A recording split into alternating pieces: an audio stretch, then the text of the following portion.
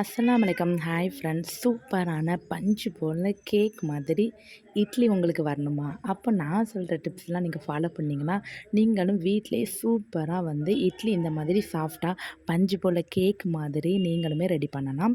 வாங்க, இதுக்கு நம்ம எப்படி அரிசி உளுந்து எப்படிலாம் ஊற வைக்கணும், எந்த மெத்தடில் அரைக்கணுங்கிறத நான் உங்கள் கூட ஷேர் பண்ணேன். நான் கடையிலலாம் இட்லி அரிசின்னு நான் வாங்கலை. நார்மலாக ரேஷன் கடையில் வாங்கக்கூடிய ரேஷன் அரிசியில் வச்சு சூப்பராக இந்த மாதிரி எப்படி இட்லி ரெடி பண்ணலான்னு பார்க்கலாமா?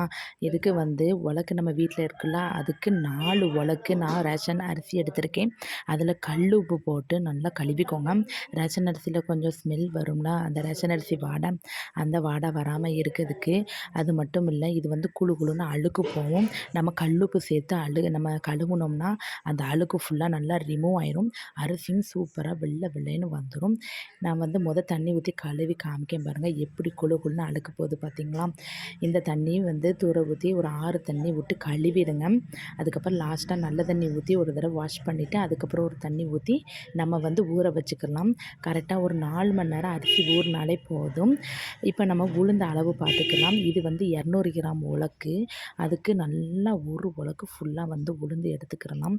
உளுந்து இதே மாதிரி ஒரு 2 தடவை கழுவுனாலே போதும். ரொம்ப கழுவணும்னு அவசியம் இல்லை. 2 தண்ணி கழுவி ஊற்றி நம்ம ஊற வச்சுக்கலாம். இதுக்கு 1 ஸ்பூன் வெந்தயம் சேர்த்து நல்லா கழுவி வாஷ் பண்ணி நம்ம தண்ணி ஊற்றிட்டு நம்ம இதை ஃப்ரிட்ஜில் தான் வைக்க போகிறோம்.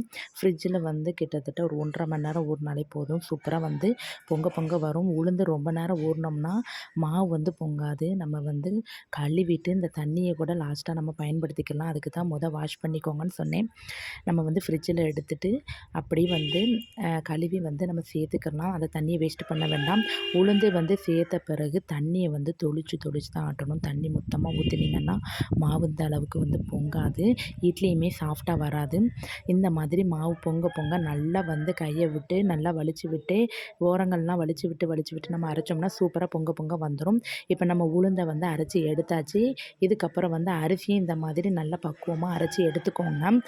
இந்த மாதிரி நம்ம அரிசியுமே சூப்பராக ஒரு ரவை கன்சிஸ்டன்சி நல்லா ஊற வச்சா எப்படி இருக்கும் அந்த மாதிரி கன்சிஸ்டன்சியில் அரிசியை நம்ம அரைச்சி எடுத்து ரெண்டையுமே நல்லா அந்த மாதிரி கைட்டு நல்லா அடித்து விட்டு நல்லா மிக்ஸ் பண்ணிக்கோங்க.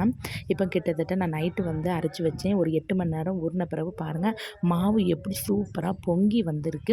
இதுகளில் நான் உப்புலாம் சேர்த்து தேவைப்பட்டால் தண்ணி ஊற்றி நல்லா அடித்து விட்டுக்கோங்க. இந்த மாதிரி கன்சிஸ்டன்சி இருந்தாலே சூப்பராக இட்லி மாவு நல்லா வந்துடும்.